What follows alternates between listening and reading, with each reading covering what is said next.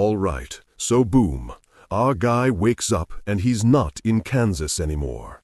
He's in the cold, dark cargo hold of a spaceship, and he has to face the facts. He's been Isekai'd into his favorite sci-fi survival game as the hostile alien monster. You hate to see it. He gives us the rundown on the game, Space Survival. It's an RPG where you pick a space race and just try not to get cooked. You can be a human, some weird alien, whatever. And my man has played them all. He's been the metallic gremlin tearing up ships, the mutant monster throwing hands on the ground, and even a whole hive mind leader conquering planets. He's got the experience. But out of all those crazy options, he only ever truly vibed with one. The Unidentified Aggressive Space Morph, or UASM. He just calls it the Amorph. Basically, it's the xenomorph from Alien, a creature that steals genes from its victims to get stronger. Now, you'd think a creature like that would be OP, but nah. In the game, it was the worst race to pick. The early game is brutally hard. You can't talk to anyone, and you can't team up. It's a solo run on Nightmare mode. So why did he love it? Simple. The ability to evolve however you want. That freedom to build your own perfect monster was what got him hooked. And now he's living the dream. Or nightmare. His status screen pops up. He's a Hatchling amorph. His only goal is to survive. And his starting trait is hypersenses. The tutorial has begun. After a moment of sighing about his life choices, liking Alien X a little too much, he realizes there's no point in stressing. It is what it is. Time to lock in. First things first, this new body is itchy as hell from shedding its skin, and he is starving, like about to die hungry. The survival grind starts now. He uses his hypersenses to get a feel for the place. He figures out he's on a megacorp ship, which means the humans here will kill him on sight. He also senses a stash of food nearby. The food is locked behind a door with a keypad. Our little alien dude extends a pointy tentacle thing to get ready to hack it. He tries the most galaxy-brained password ever, 1234, and it works. He cannot believe the security on this high-tech spaceship is that bad. He chows down on the emergency rations, which he says taste like chewing on rubber erasers. But hey, nutrients are nutrients. As he's eating, he spots a cockroach. A normal person would be grossed out, but our guy, with his gamer brain fully activated, sees the roach and thinks, yum, juicy. He knows that in this game, every living thing is a potential upgrade. He eats the roach, and bingo, he gets a notification that he acquired a gene fragment. It's like getting a rare drop from a level 1 mob. He explains that gene fragments are the whole point of playing an amorph. The more genetic data he gets, the stronger he can evolve. This roach just gave him the gene for wings. Not a bad start. The evolution process kicks in, and it looks like it hurts, with his body twisting and tearing as the new trait is integrated. So now he has these massive, sharp wings on his back, but he has no clue how to move them. He figures he has to imagine flexing his back muscles or something to get them to work. He finally gets the hang of it, but realizes that using the wings burns a ton of energy. He's even hungrier than before. The grind never stops. He now has his first official mission. To make these wings truly useful, he needs to find a specific support skill. And to do that, he needs to hunt a whole lot more roaches. Thus begins the great roach genocide. He hunts and eats a 20th roach and notes that they're starting to taste like burnt pancakes. He's becoming a connoisseur. Still no new useful genes, though. He finally gets a new trait from a roach, chitinous exoskeleton, which boosts his defense. It's a good trait, but useless for him right now as a weak hatchling. The one he's really hunting for is robust vitality, which will lower his energy consumption. He knows robust vitality is a common trait in bugs, and getting it would mean he wouldn't have to be so obsessed with eating 24/7. His conclusion is simple. He has to catch a crap ton of roaches. He decides to move to a new spot in the cargo hold to find more. He's now a blur of motion, zipping around the cargo hold like a true predator. He has a brief moment of self-awareness, wondering if this roach-slaying lifestyle is truly befitting of an honorable amorph. The hunt continues. Another roach gets absolutely demolished. No hesitation. He finally gets another gene fragment. The little notification pops up, and he knows this could be the one. He lunges for it with everything he's got, but completely miscalculates his speed and slams head first into a wall. Ouch! The impact sends him crashing through the wall into an adjacent office. While he's reeling in pain, he spots a massive cockroach on the floor, and immediately crushes it in his jaws. And it was worth it. The giant roach had the robust vitality gene he was looking for. He immediately accepts the upgrade. Mission accomplished. The evolution process kicks in again, and he settles into his upgraded form. He's feeling good, stronger, and more efficient than before. With his immediate hunger problem solved, he thinks about the bigger picture. He knows the humans on the ship are his enemies, and he can hear their footsteps getting closer. He has to evolve beyond this weak hatchling stage before they find him. He decides his time in the starting zone is over. To survive and get stronger, he has to break out of the cargo hold and explore the rest of the ship. The real game is about to begin. So, our guy, the Amorph, has a plan. He's not just going to wander around.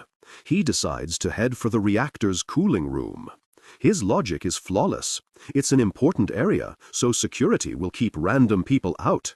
And if he gets cornered, he can just blow the whole thing up and escape in the chaos. A true strategist. He starts crawling through the vents and immediately runs into his first obstacle. A massive, menacing fan that looks like it could turn him into alien coleslaw. Just a shot to remind us how big and scary this fan is. It's basically the final boss of the ventilation system.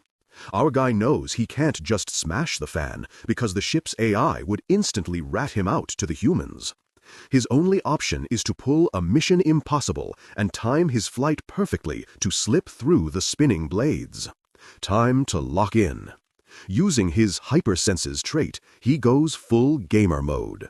He analyzes the metal dust in the air and even detects a tiny slowdown in the blades at a specific point in their rotation. He's calculating the perfect window. His brain processes all the data and gives him the green light. He thinks all or nothing and launches himself head first toward the fan. He makes it through. He lands on the other side, completely intact, and takes a second to celebrate not being diced into a million pieces. After that brief moment of relief, it's back to the grind. The scene changes to a lab. We hear two researchers off-screen complaining about test subject 026 being another failure, and how their team leader is going to chew them out. From his hiding spot in the vents, our guy peeks into the lab. He overhears the researchers talking about how someone important is from Earth, which makes him realize this is a Megacorp ship. A quick lore drop for the audience. Megacorp is the human faction that basically runs the solar system from Earth. They're not a government. They're a bunch of massive, greedy corporations. In the game, they were the designated evil humans. Our guy knows Megacorp is bad news. In the game, they were known for turning people into slaves. He figures the reality is probably even worse. He decides his first mission is to scout the lab and figure out what kind of messed up research they're doing here. He considers his potential evolution paths.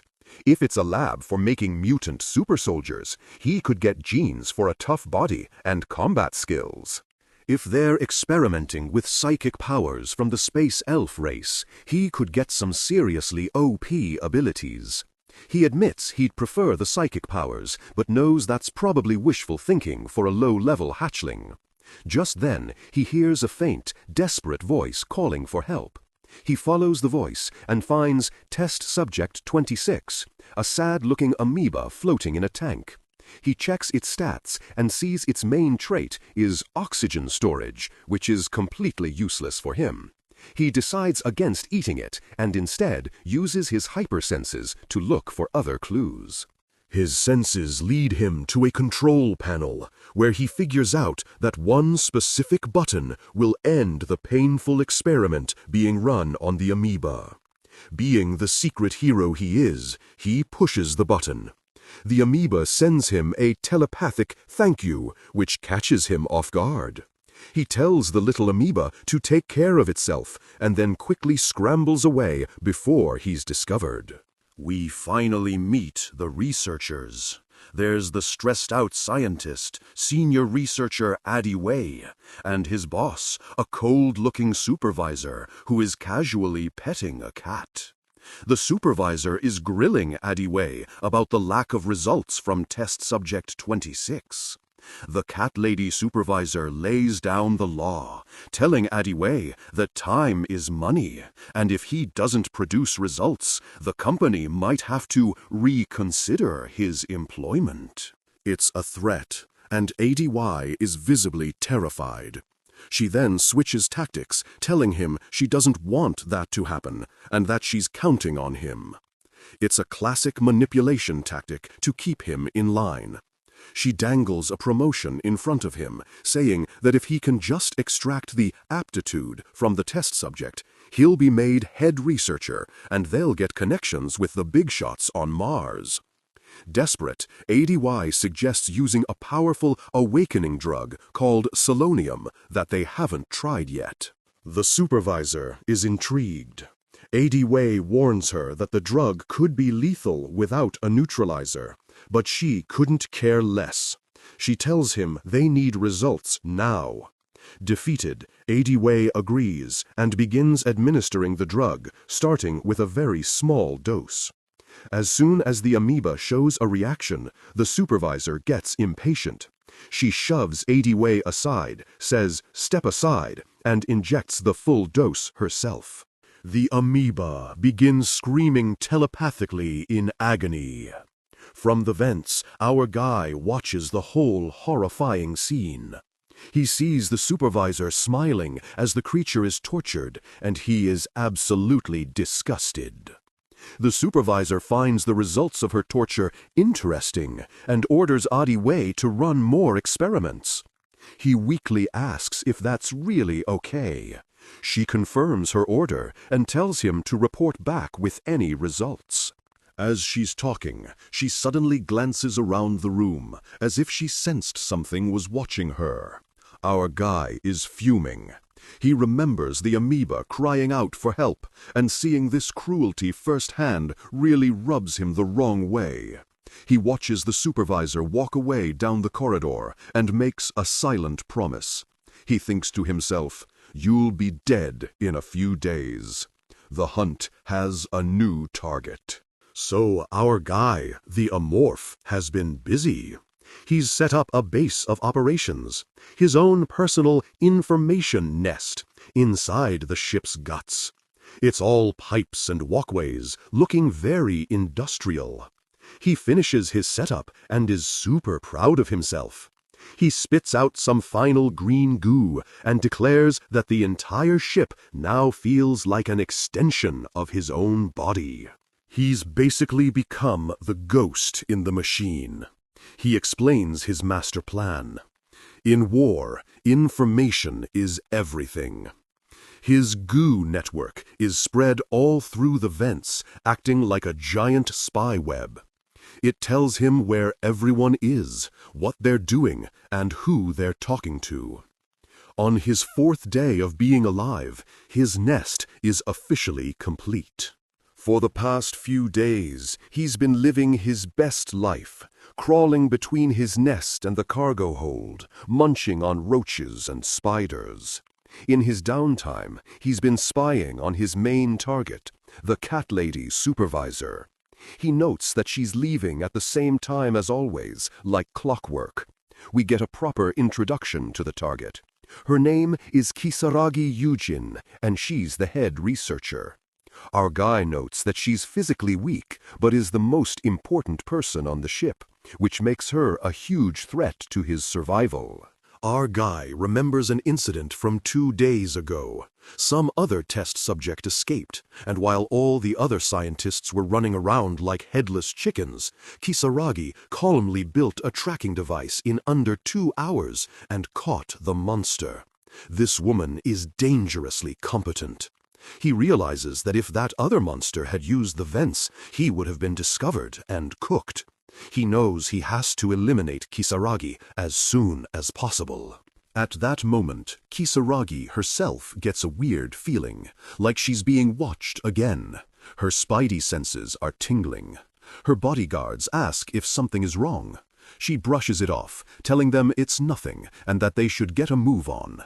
She's got that ice-cold professional vibe down. Our guy is freaking out a little. He can't believe how perceptive she is for a normal human, and wonders if she has psychic powers. A helpful narrator pops in to explain that psychic powers are a rare trait, usually found in another alien race, but some humans are born with the potential. The narrator confirms that yes, some humans can be psychic. This leaves our guy in a tough spot. He's stressing about how he's supposed to assassinate a potential psychic who is constantly surrounded by heavily armed guards. Just as he's worrying, he gets a power-up. After eating something, he acquires a new trait, paralyzing venom. He checks his status screen and sees the new skill added to his arsenal. This could be a game changer. He figures out that 1 drop of his new venom can paralyze a full-grown adult for 5 minutes, which is perfect for a little guy like him. The problem remains. He needs to get Kisaragi alone, which is impossible with her security detail. Frustrated, he decides to go unwind for a bit. To relax, he pays a visit to his little amoeba friend, Test Subject 26, who is still floating in its tank. The amoeba sends him a happy telepathic greeting. Our guy tells the amoeba it's looking much better and that he's brought more food. The amoeba is thrilled. Our guy is basically running a secret pet feeding operation on an enemy ship. The amoeba confirms the food is tasty. This gets our guy thinking. In the game, he remembers, these creatures had no special abilities. He wonders if this one is unique. The plan clicks into place. He remembers seeing Kisaragi being affectionate with her cat and realizes that if the cat were to die, it would create a huge emotional weak point for her. Better yet, the cat is usually left alone in her room. He decides to use the cat as bait to lure Kisaragi into a trap. The scene shifts to Kisaragi's private quarters, where her cat, Caesar, is just chilling. Our guy, watching from a vent, sarcastically calls the cat a true emperor. He notices how fat the cat is from eating premium meat, confirming that Kisaragi is a high-ranking official. He knows he could easily kill the cat from his vantage point, but doing it inside her room is too risky. He hits a major roadblock. As he tries to enter her room through the vent, his hypersenses detect that the entrance is packed with laser sensors. One wrong move, and the entire ship's security will come down on him. He's completely stuck. Just then, Caesar the cat spots him lurking in the vent and starts meowing its head off, blowing his cover completely. The guards outside hear the racket and immediately assume an intruder has broken in. They ready their weapons, on high alert. After a moment, one of the guards sighs in annoyance, realizing it's just the cat making a fuss again. They're clearly used to Caesar's antics and decide to ignore it. Our guy is beating himself up for his sloppy mistake, but then he has a moment of clarity. He starts connecting the dots. He realizes the key elements. The cat is bored. It craves stimulation, and the guards are so used to its false alarms that they've started ignoring them. He's just figured out a brilliant new way to exploit the situation. Later, Caesar is sleeping when it's woken up by a strange rustling sound coming from the vent. Curious, the cat looks up. Our guy has left a little present on the floor just outside the vent, a single juicy cockroach. The trap is set. The guards hear the alarm go off again. One of them dismisses it, saying it's probably just the cat and they'll check on it later. They're way too confident that no one could get past them. Meanwhile, Caesar has already left the room, following a trail of cockroaches our guy has laid out. Caesar follows the trail of bugs deeper and deeper into the ventilation system, a place it has never explored before. The cat is on an adventure, meowing with a mix of confusion and excitement as it follows the path. The trail leads Caesar to a large storage area, far from Kisaragi's quarters. The cat happily pops out of a hatch, ready for more fun. Our guy rewards the cat with a few more cockroaches to play with. Caesar pounces on them, having the time of its life, completely unaware that it's been led into a trap. With the cat distracted and isolated, our guy springs his ambush. He attacks Caesar with brutal, overwhelming force. He catches the cat and is about to deliver the final, devouring bite. But as he does, he suddenly stops, his expression one of pure shock. In a surprising twist, our guy doesn't just kill the cat, he eats it and is stunned by how unbelievably delicious it is. The plan worked, but consuming Caesar seems to have had an unexpected and powerful effect on him. The scene opens on the command bridge of the spaceship, which is buzzing with activity. It's a super high-tech, clean, and professional environment with scientists and armored guards everywhere. The head researcher, Kisaragi Eugene, storms onto the bridge to confront the captain. She's losing her mind because her cat, Caesar, has been missing for 2 hours, and she demands to know when she can see him. The captain tries to calm her down, saying his soldiers are on it. Kisaragi is not having it. She goes full-on crazy cat lady, screaming that Caesar has a strict meal schedule and that something terrible must have happened to him. The captain, trying to be logical, reminds her that they're on a sealed spaceship and the cat couldn't have just left. But Kisaragi doesn't care about logic. She just wants him to find her cat now. The captain is visibly annoyed, muttering to himself about all the fuss over a damn cat. He thinks that if she weren't some VIP from noble capital, he'd throw her in the brig for this tantrum. Things escalate big time.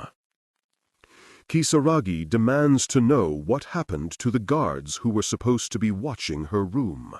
The captain says they've been detained. Kisaragi, with ice in her veins, orders him to execute them immediately. The captain and his crew are completely stunned by her demand. He tells her that executing soldiers over a missing cat is insane and will destroy morale. Kisaragi doubles down, using her authority to tighten the screws on the captain and make an example out of the guards for their negligence. Defeated, the captain agrees.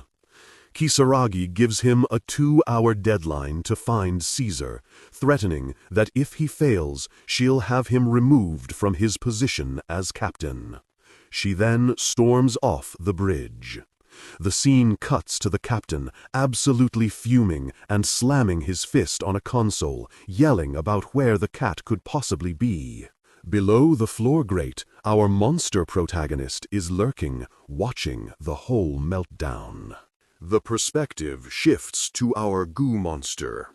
He smugly confirms that the cat is already in his stomach. He's looking at his status screen, thinking about the new wild instinct trait he got from eating it.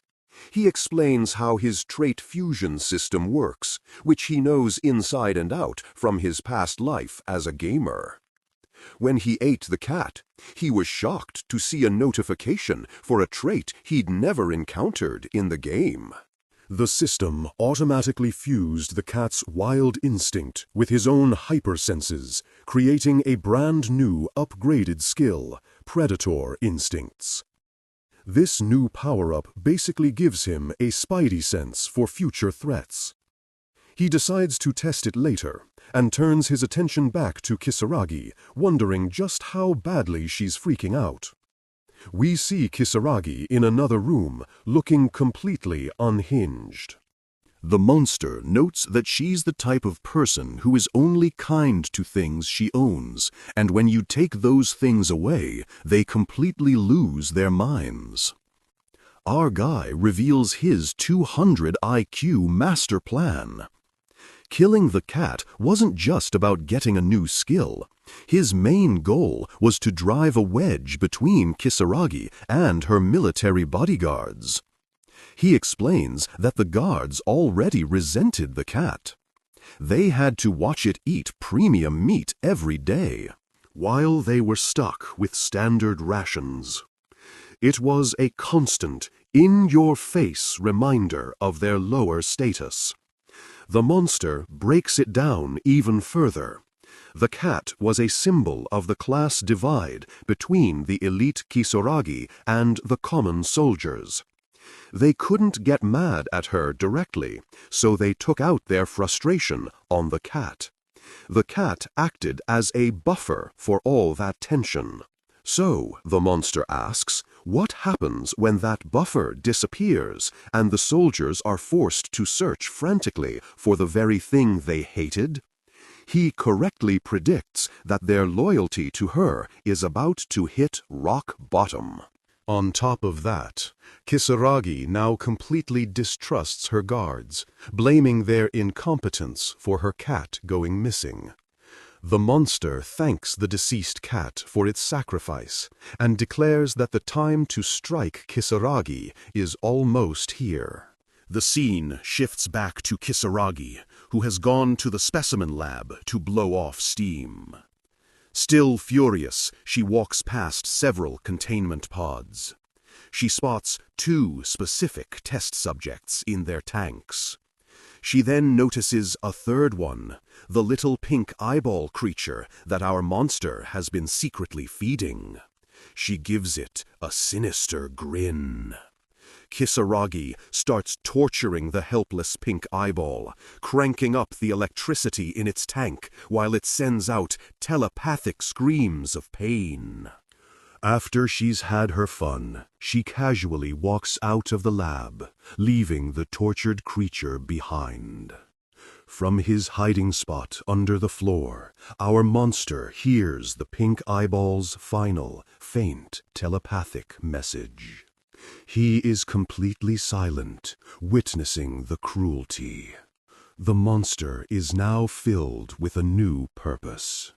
He decides that comforting his little friend with words is pointless. The only thing he can give it now is revenge.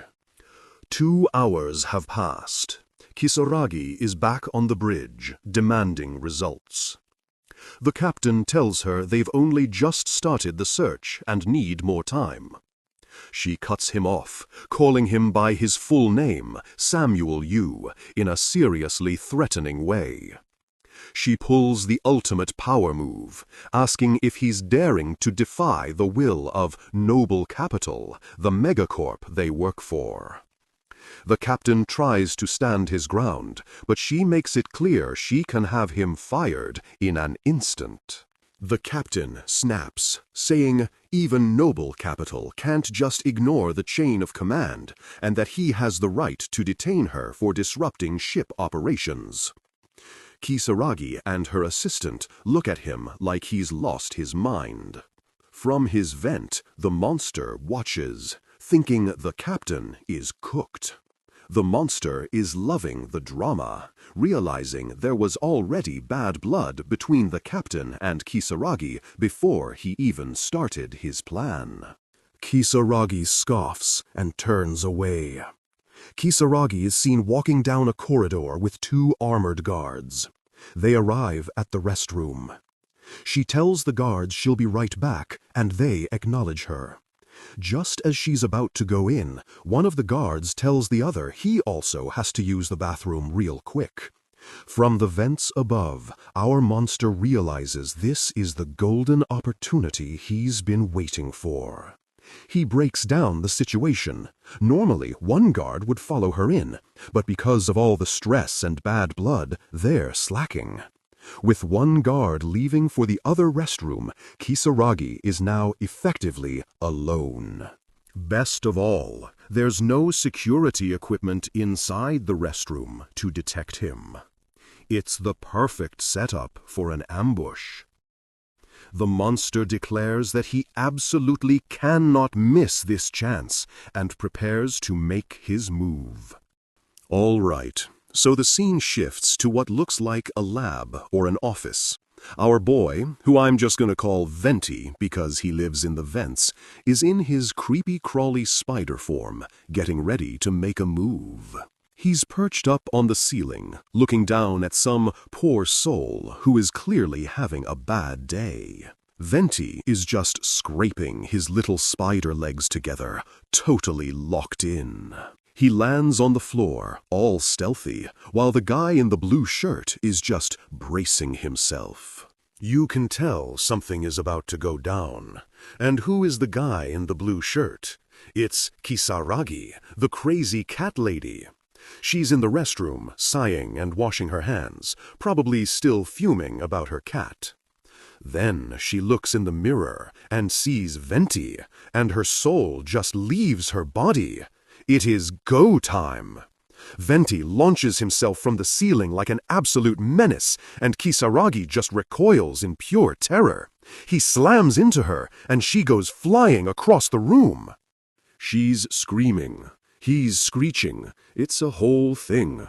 You absolutely love to see it. But he's not just throwing her around. He hits her with some kind of attack. These weird green tendrils wrap around her. She lets out a choked gasp. She's on the ground, completely cooked.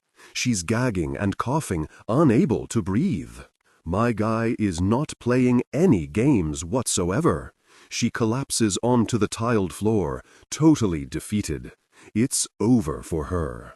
Venti then morphs into this new, terrifying form, with a giant skull-like head and red eyes looming over her body. The disrespect is off the charts. And we get inside his head. He's thinking about what she must be feeling. Is it fear of him, anger at her situation, or just the raw fear of dying? But then he's like, nah, it doesn't even matter. He coldly decides that she dies regardless and bids her farewell. This is the coldest villain monologue of all time. He starts absorbing her blood, getting all that high-tier genetic information. He can feel his own potential unlocking, like a puzzle piece clicking into place. My guy is about to get a massive power-up. And boom, the system menu pops up. Evolution conditions have been met.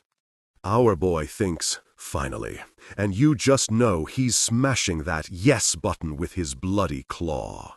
But just as he's about to evolve, his new predator instinct skill kicks in, giving him a flash forward. He sees a vision of armored guards finding the body and him nearby. He's completely caught off guard, realizing his new spidey sense is a future sight ability. He wonders if he should just dip and run away before the guards show up. But nah, running is for chumps. He decides there's no time and he's going to take out the guards too. Right on cue, we see the armored boots of a soldier stepping into the hallway. The first guard, let's call him Stormtrooper number 1, walks into the restroom and is completely stunned by the absolute horror show.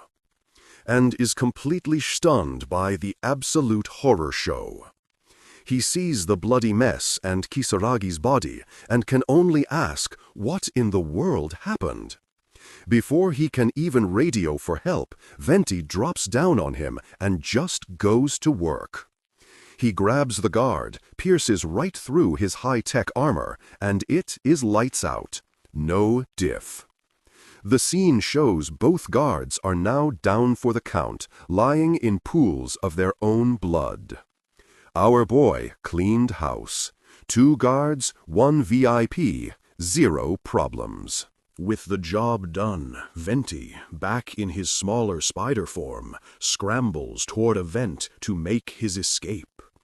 He knows he has to hurry before the other guard, the one who went to the other restroom, comes back. He's smart, though. He thinks to himself that they might have weird tracking methods, so he needs to take a long, roundabout route back to his nest to throw them off his trail. 200 IQ plays only. He makes it back to his crib, which is this awesome and gross nest of pipes and glowing green alien goo. He settles into a translucent green cocoon to finally begin his evolution. He scans the area one last time to make sure it's clear, then gives the system the final go-ahead. It's time to level up. Evolution commence. The process begins with a sharp snap of his claws. The evolution is pure body horror.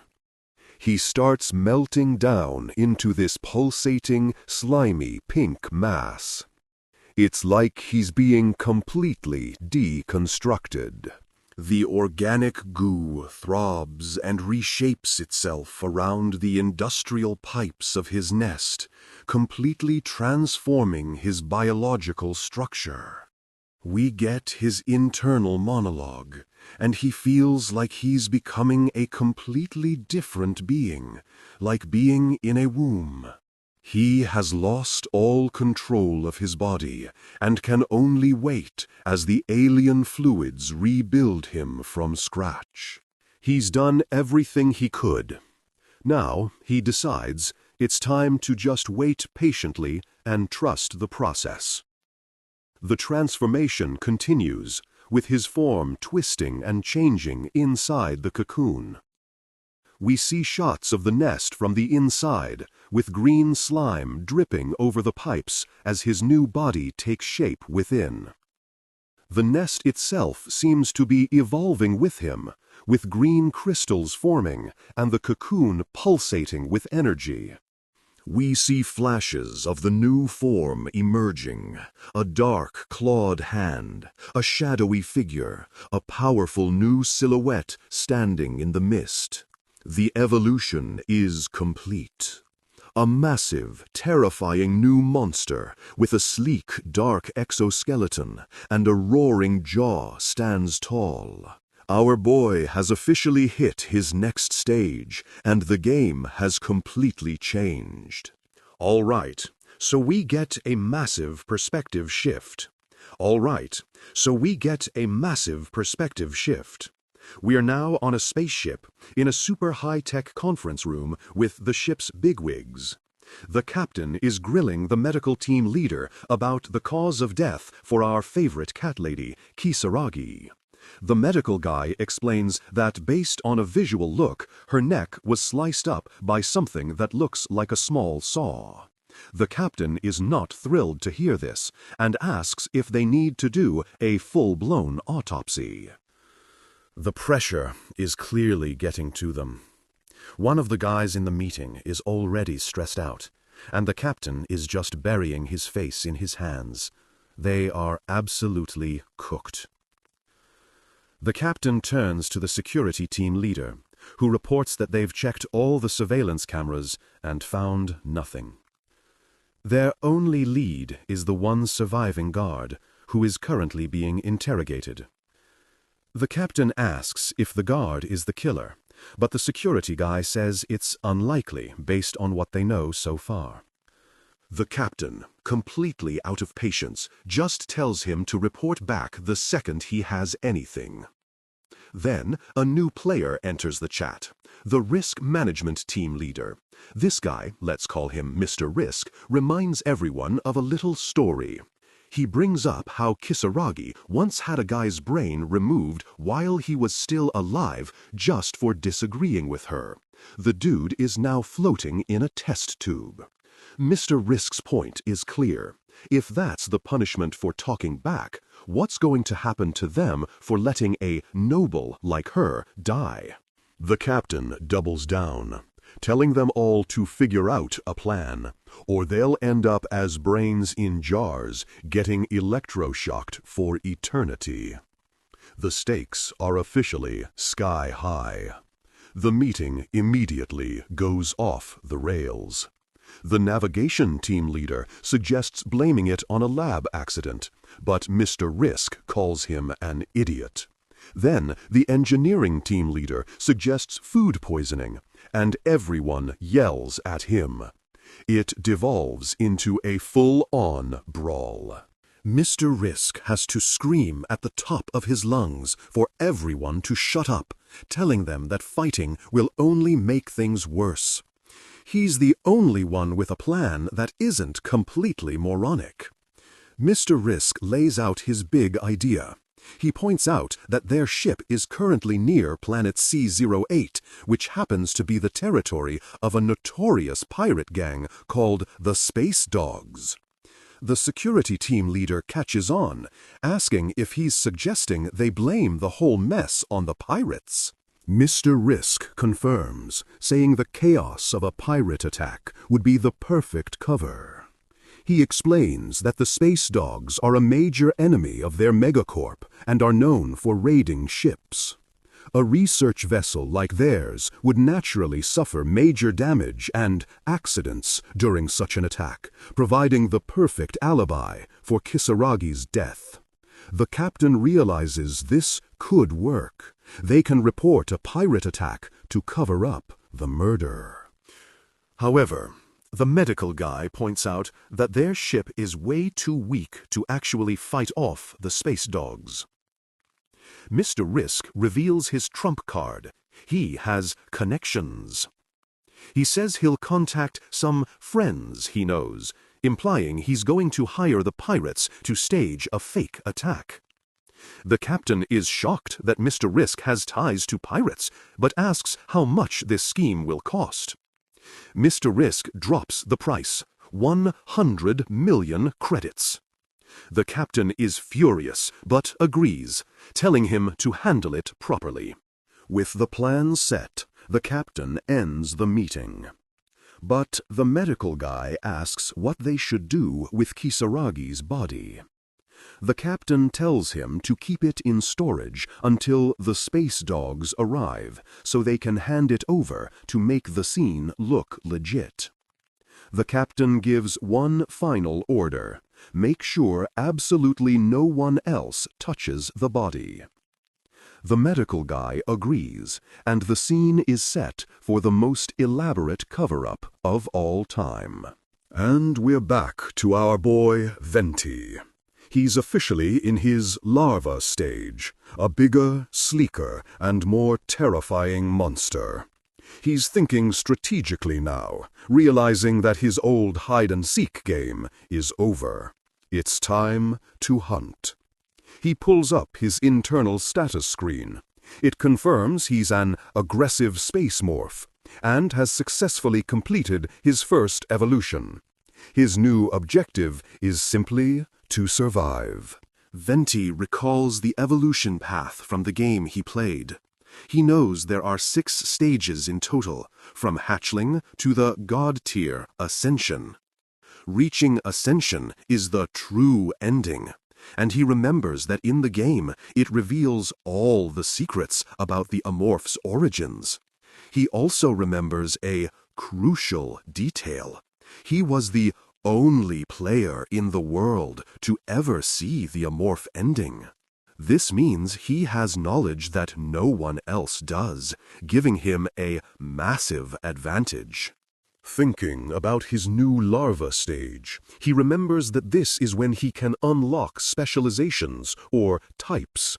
He checks his stats and sees he's super close to unlocking the physical enhancement type, thanks to his new reinforced exoskeleton and acid blood traits.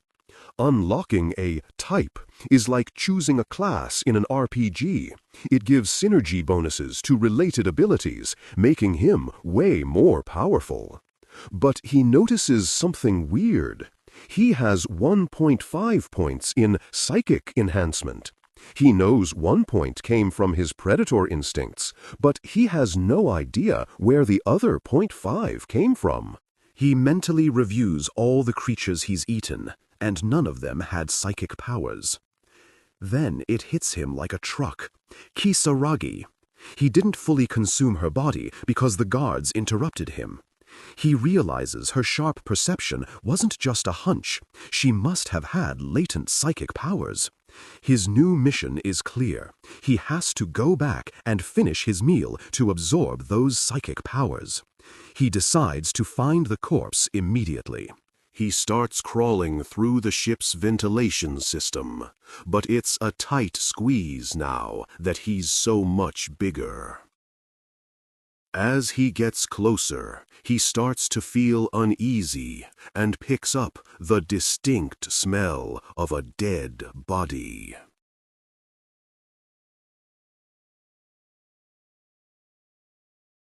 He's found it. He peers down through a vent grate and sees the morgue below him. The place where the dead are supposed to rest in peace is right beneath his feet, and dinner is about to be served. This image is a credit page for the translation team and contains no story information. Back in the morgue, a computer screen shows Kisaragi Yujin's file. Someone is clearly working at the console, keeping tabs on her status. So, this random medic bro is just walking down the hall, vibing with his headphones on. He suddenly stops because he smells something absolutely foul. The medic looks down and sees a puddle of Venti's acid on the floor, still smoking. He realizes it must have leaked from the ceiling, and decides to call security, but it's way too late for that. Before he can even pull out his phone, Venti drops from the ceiling vent like a nightmare and lunges straight at him. The medic's face is pure shock, and he's cooked. Venti absolutely shreds him in a flash of blood and gore, one less crew member to worry about. Venti is now in the morgue, looming over Kisaragi's body. He thinks to himself that because she's a noble, the crew wasn't allowed to perform an autopsy, leaving her body perfectly intact for him. He has a moment of self-reflection, wondering how he can kill so mercilessly without feeling any guilt. He questions if becoming an Amorph corrupted him, or if this murderous instinct was his true self all along. Venti quickly dismisses the philosophical thoughts. He decides it doesn't matter. To survive as an Amorph, he has to kill and eat. That's just the way it is now. He justifies his actions with some twisted logic, thinking that since all bodies rot and return to nature anyway, him eating them is basically the same thing. It's the circle of life, but way more metal.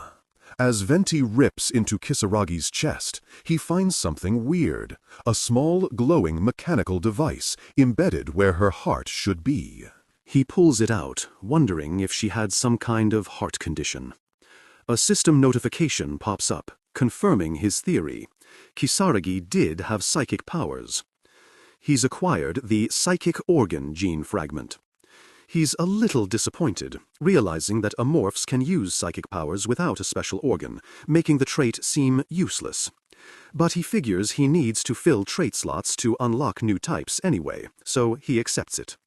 He decides to keep the new trait, hoping it might fuse with another one later. And become something awesome, just like his predator instincts did. After finishing with Kisaragi, he moves on to the guard he killed earlier. He notes that the guards have a chewy, intestine-like texture, probably because they're so muscular. Venti notices that the guards who came to replace the dead one are wearing the exact same reinforced suit. He figures the ship must be short on high-tech gear. He realizes the medic he just killed will also have a shift change soon. The moment a replacement walks in, they'll know something is horribly wrong, and that a monster is loose. Venti knows he's not strong enough yet to fight the entire crew head-on. He needs a plan to buy himself more time to evolve and get stronger. An idea sparks in his mind. He remembers all the chemicals and preservatives used to handle corpses in the morgue. He grins to himself, having come up with a fun idea that will not only help him escape the current crisis, but also seriously mess with the crew. The narrator explains that 5 major families, or houses, rule the planet, and the Yujin House has its roots in what used to be East Asia. The Yujin House started as a small company in South Korea, but now owns the entire nation. Their territory is a massive, self-contained arcology with artificial suns, maglev trains, and tens of millions of servants they call tools. On a cultivated field within the Yujin orbital station, a serene-looking old man is working the soil. The old man, who is clearly the head of the Yujin house, is approached by one of his aides in a black suit and sunglasses. The aide informs him that there's news about the young lady, Kisaragi. The old man, let's call him Scary Grandpa, seems nonchalant, referring to Kisaragi as his third daughter. Scary Grandpa asks what happened, and the aide reports that Kisaragi's personal transmitter has been destroyed. Scary Grandpa is skeptical, saying he didn't give her any dangerous tasks. The aide adds that her last signal came from planet CO8, which is known territory of the Space Dogs pirate gang. Another aide then steps forward and offers his own opinion on the matter. For the crime of speaking without being asked, Scary Grandpa has the second aide brutally executed on the spot. The man is beaten to a bloody pulp right there in the field. Scary Grandpa calmly orders the first aide to clean up the mess. He coldly states that he has no use for tools that answer unasked questions. He then goes on a rant about how much Kisaragi cost him, 10 billion credits plus genetic enhancements, and questions how mere pirates could possibly have harmed his precious jewel. He then goes on a rant about how much Kisaragi cost him, 10 billion credits plus genetic enhancements, and questions how mere pirates could possibly have harmed his precious jewel. Scary Grandpa asks his remaining gray-haired aide, the butler, for the name of the ship's captain, Samuel Yu. He starts connecting the dots, mentioning that the Samuel house has interests near Titan, where a rival corporation, Egerton, is also active. However, he dismisses Egerton as being too cowardly to attack his family directly. He then asks the butler for his opinion. The butler suggests that another rival, T&C, might be involved. Scary Grandpa laughs, agreeing completely. He explains that T&C and Egerton are secretly working together, with T&C funding Egerton. He suspects that TNC's leader, a man he calls that snake, is making a power play to take over before an upcoming board meeting. The butler confirms this, stating that TNC's family head, Chamberlain, wants Scary Grandpa's CEO position. This infuriates Scary Grandpa, who calls Chamberlain a cocky brat. With his mind made up, Scary Grandpa decides to strike first. He tells the butler to inform everyone in the Eugen house. He also mentions they have an embedded agent, a shadow, near CO8, and orders the butler to contact them to handle the situation, acknowledging that it will lead to bloodshed. He gives a final, chilling order. Find Captain Samuel Yu and every single person who was on that ship, and bring them all before him. Scary Grandpa declares with absolute fury that anyone who damages his assets deserves to die.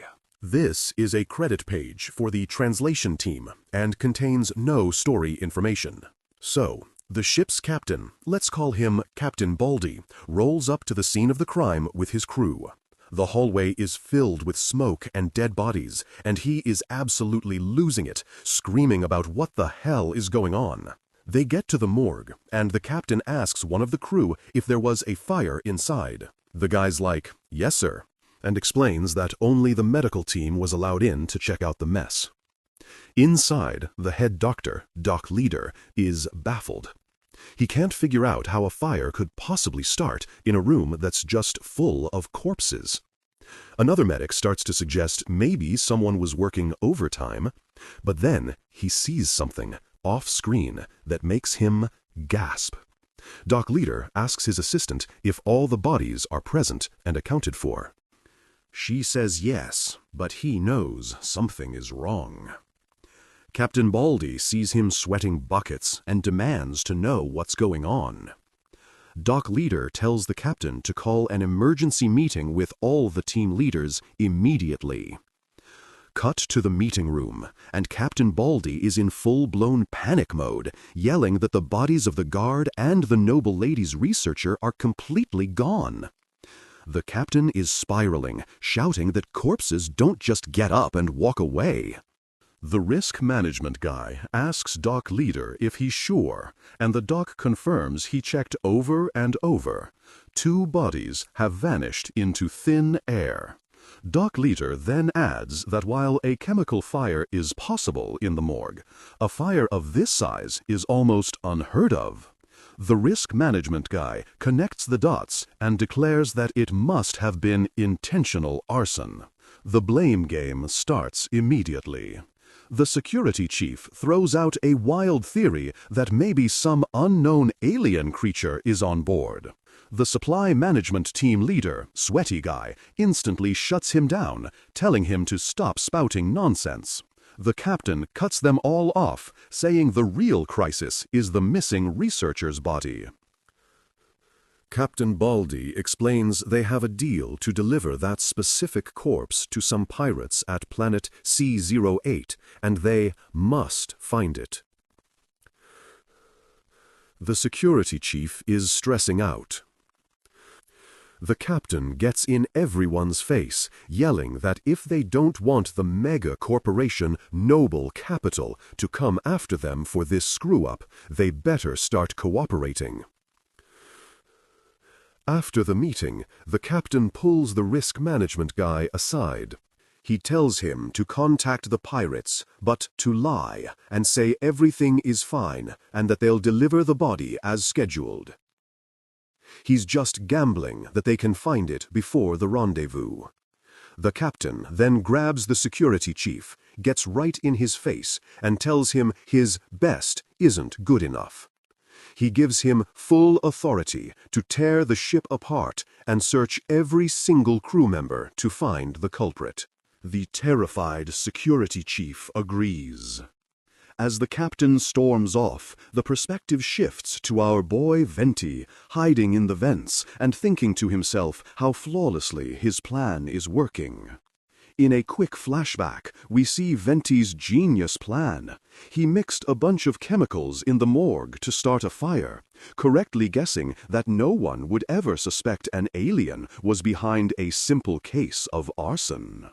He remembers adding a few drops of his acid blood to the mix to really get the fire going, which also conveniently vaporized the two bodies. He admits he was a little spooked when the security chief actually guessed alien, but now he's more interested in the fact that the captain is dealing with pirates and that the risk management guy seems to be in on it. Venti weighs his options. Pirates mean more genes to absorb, but it also means his current food source on the ship is about to be attacked. As he's thinking, he spots the supply management guy, the same one who freaked out about the alien theory, acting incredibly suspicious. Venti follows him from the shadows as the supply guy nervously looks over his shoulder before opening the door to the cargo hold. From his hiding spot in the vents, Venti knows this is unnatural. The supply guy could walk in there any time he wants, so this level of caution means he's hiding a big secret. Venti uses his hypersenses and tracks the man to a single high-security container. It requires an ID card and a fingerprint to open, and its walls are so thick that even Venti's powers can't see what's inside. Venti's curiosity is officially piqued. He decides to change his plans. His next target is no longer the medical leader, but this shady supply guy. Later, we see the supply guy at the ship's bar, completely wasted. A crewmate tries to cut him off, but the supply guy just begs for one more drink, whining that his life is a mess. We see a drunken flashback explaining why he's so stressed. He bought some sketchy alien eggs from a black market dealer, hoping to sell them for a fortune. He secretly loaded them into that high-security container, but one of them hatched because he forgot to lock the door properly.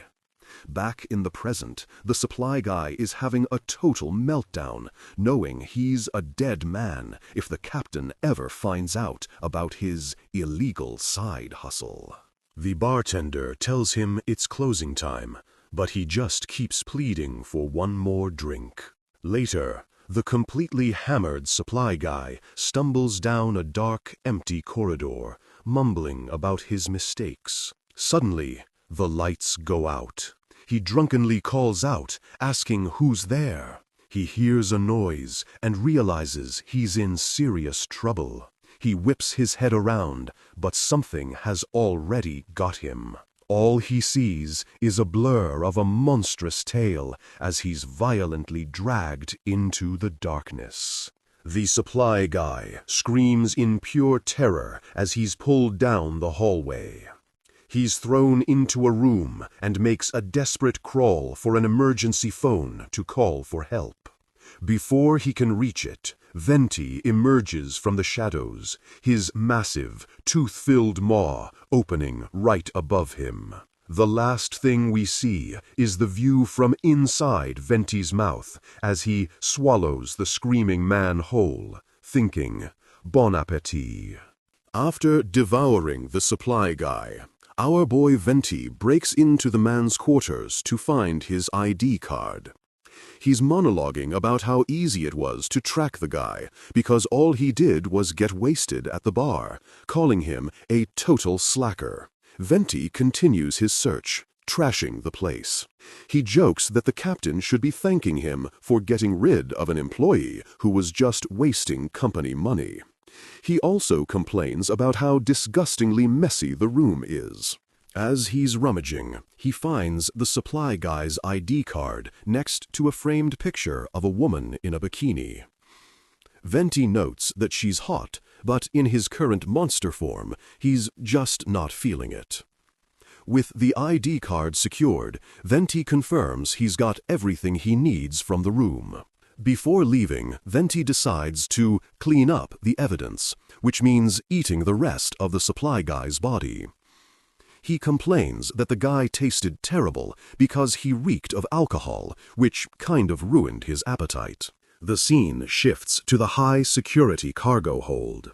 Venti uses the stolen ID card and, in a classic move, presses the supply guy's severed, bloody hand against the fingerprint scanner to unlock the door. The door opens to reveal a secret freezer filled with mist.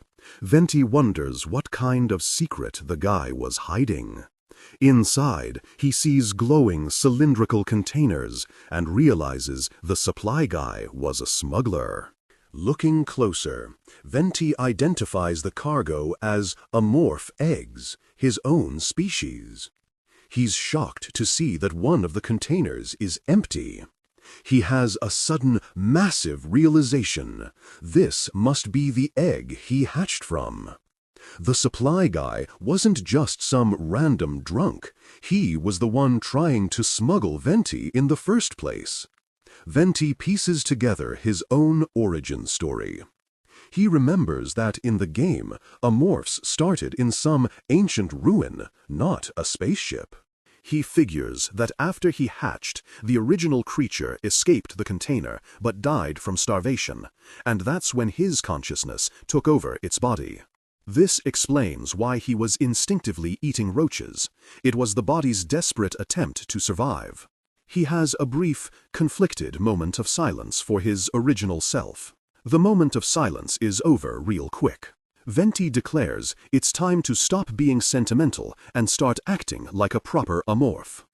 He explains that the first amorph to hatch is supposed to eat the other eggs to get stronger. He's a little bummed that no predation notification pops up like in the game, but he shrugs it off. Venti looks around the freezer, which is packed with other smuggled goods from a Black Mice corporation, and grins because there's still plenty more to eat. After his feast, Venti checks his status screen. He's powered up big time, gaining muscular enhancement and mimicry. He's now only 2 traits away from evolving into a physical enhancement type. Noting that these are powerful mid to late game abilities he got super early. With his new powers, Venti feels ready to be more aggressive in hunting the crew. He knows he's on a time crunch before the pirates arrive and needs to get as strong as possible. The perspective pulls back to show the massive research ship flying through the dark abyss of space. As Venti vows that no one will hear the crew's screams. The scene changes completely. We're now in the ship's massive landing bay, where dozens of crew members are walking around and working on the parked fighter ships. We focus on 2 mechanics. One of them, a guy named Scott, is told by his buddy that it's dinner time. Scott says he has to work overtime to finish his repairs. Later, in the ship's cafeteria, Scott is still complaining to his friend, Fincher. He doesn't understand why they've been given sudden orders to overhaul all the fighter jets. Fincher tells him to shut up about work while they're eating. Their conversation is interrupted by another crewmate, a man with glasses, who leans in with a wild conspiracy theory. They're preparing to fight metallic gremlins that are already on the ship. The conspiracy theorist claims that the weird smell on the ship lately is the gremlins, and that a friend of his on the cooking staff told him people have been disappearing one by one for the past week. Fincher dismisses it as total nonsense. Another guy at the table, a bald man with glasses, chimes in, saying he heard the supply management team leader is missing and that the cargo manager got promoted to fill his spot. The conspiracy theorist feels completely vindicated. Fincher, still skeptical, asks why the higher-ups would stay quiet if people were really disappearing. The conspiracy theorist yells that they're hiding it to prevent a panic, blaming it all on the gremlins. Later that night, Scott is back in the landing bay, working alone under a fighter jet. Scott tells him to just grab him a synth drink if they have any. As Fincher leaves, Scott is left alone in the massive, quiet bay, wondering if he'll ever finish his work. Suddenly, a voice calls out to Scott, telling him to come over. Scott recognizes the voice as his co-worker, Cameron, and yells back that he's busy working. The voice insists it'll be quick. Annoyed, Scott gets up, muttering that he's going to smack Cameron if this isn't important. When he stands up, however, no one is there. He calls out, confused as to why Cameron would call him over just to disappear. The voice calls out again, this time from the entrance to a dark repair bay. It tells Scott to hurry up and come over. Scott asks why the lights are off, and the voice says he's looking for something and needs help. Scott reluctantly walks into the dark corridor, complaining about how annoying people are. He immediately notices a strange, metallic smell, like iron mixed with something else. He calls out again, asking where Cameron is. As he's walking, Scott suddenly trips and falls hard on the floor, crying out in pain. Lying on the ground, Scott has a terrifying realization. It's so dark he can't even see with his flashlight, so how could Cameron be doing anything in the pitch black? The rumors from the cafeteria about disappearing people and metallic gremlins flash through his mind. He calls out Cameron's name, his voice now filled with fear. A distorted voice hisses his name back. Scoot. A monstrous form lunges out of the darkness and grabs Scott's head. He lets out a terrified scream as Venti's voice says, "Nice." Scott's pleas for help are cut off as he's brutally killed in the dark hallway. The final panel shows Venti likely having shapeshifted into Scott, reflecting on how incredibly useful his new mimicry ability is. The rest of the image is a translator's credit page. So, Fincher, Scott's buddy, rolls up to the landing bay with a case of synth juice, shouting for Scott. But, surprise, the whole place is empty. He's just standing there like, where'd my boy go? A voice that sounds exactly like Scott calls out, telling Fincher he's over in the repair bay. Fincher trudges over, grumbling about why Scott is in the dark repair bay of all places. The voice, which is totally our boy Venti doing his thing, tells him he needs help moving something heavy. Walking into the pitch-black bay, Fincher finds Scott's flashlight just lying on the floor. He's getting a real bad feeling about this. Suddenly, something drips on him from the ceiling. He touches his head, looks at his hand, and sees it's covered in blood. Yeah, it's panic time. Before Fincher can even scream properly, a monster lunges out of the darkness and grabs his head. It's a wrap for my man Fincher. The scene is just a whole lot of blood. Fincher is officially cooked. Venti is having a snack and thinking to himself how ridiculously useful his new voice mimicry power is. He basically just went fishing for humans and got a big one. We get a quick lore drop. Venti got this ability by eating a red worm larva that the dead supply guy was smuggling. These things are giant desert worms that mimic voices to hunt their prey. Venti reflects that while the power is awesome, it's a nerfed version since he only ate a larva. Still, a massive W for him. He figures out the main limitation. He can only copy the voice of the last person he ate. No biggie. He decides his next target will be someone from the cooking staff. Venti tries to remember the name of the co-worker whose voice he copied. Cameron. He shrugs, figuring it doesn't really matter if he and Scott were actually friends. After planning his next hunt, Venti's thoughts turn to his little slime buddy. He decides to give it a proper name, Number 26. He figures he'll pop in for a quick visit. Venti arrives at Number 26's hiding spot and uses a new psychic power to send a telepathic hello. Number 26 messages back saying it's hungry and wants food. Venti is surprised its vocabulary is getting better and wonders if the weird crystal it's eating is leveling up its brain.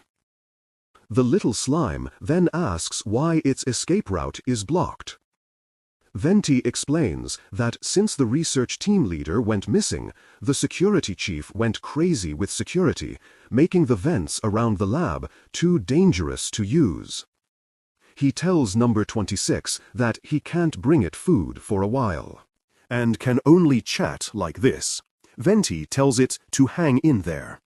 Venti wishes he could evolve to his next stage to help, but the requirements are insane. He needs to eat 10 members from 2 different intelligent species, which is impossible on a ship full of only humans. While crawling through the vents, Venti spots Arnold, the risk management team leader, having a super-secret conversation on his comms. Venti listens in as Arnold talks about orders from the house, and confirms that someone named Lady Kisaragi has been eliminated. He's basically a full-on secret agent. The conspiracy deepens as Arnold mentions he has recordings of all of Captain Samuel's orders and is following the will of some Master Jongwo Yujin. Venti is floored by this revelation. Venti realizes Arnold isn't just a company man, he's a cunning fox who's been playing the captain the whole time. The scene cuts to a conference room where Captain Samuel is absolutely screaming his head off at the security team leader for failing to find the killer, especially with pirates on their way. The captain demands a body count from the navigation team leader, who reports that a total of 8 people are now missing. The captain is losing his mind, even accusing the security chief of working with the killer. From a nearby vent, Venti is just enjoying the show. Arnold steps in to defend the security chief. Arnold calmly tells the captain that the security team did everything a human could do, heavily implying their culprit isn't human. He suggests that an unknown creature might be on the ship. An ex-military officer scoffs, saying the ship's powerful AI would have detected any animal by now. Arnold shuts him down by reminding everyone that the dead supply guy's smuggled creature containers were all found empty. He asks where they think those things went. Venti starts to sweat in the vent. This is the exact conversation he didn't want them to have. Arnold says there's one place they haven't checked yet. Arnold points to the ceiling and names the spot. The ventilation ducts. The captain doubts a small creature could be the killer, but Arnold reminds him that tiny metallic gremlins can take down battleships. Venti is furious, wishing he'd killed Arnold when he had the chance. The leadership team panics. The leadership team panics. Arnold says their only option is to capture the creature. He argues that dealing with the monster inside the ship is their top priority, even over the pirates. The captain agrees and gives Arnold command of 6 out of the 8 security squads to sweep the ducts. Back in his nest, Venti isn't surprised. He knew a schemer like Arnold would eventually figure it out and lock down the vents. Venti realizes he's completely trapped. The hallways have cameras, and the ducts are about to become a war zone. He's run out of places to hide. He's faced with a simple choice: run or fight. As Arnold's words echo in his mind, Venti thinks about their plan to hunt him in the narrow, dark ducts. The memory of Arnold's speech about protecting the people just fuels Venti's rage. Venti scoffs at the idea of being captured. He's not some random space pest. He's an amorph, a top-tier predator. The decision is made. He's going to fight. He thinks they are absolute fools for challenging him on his home turf. It's time to show them what hell in space really looks like.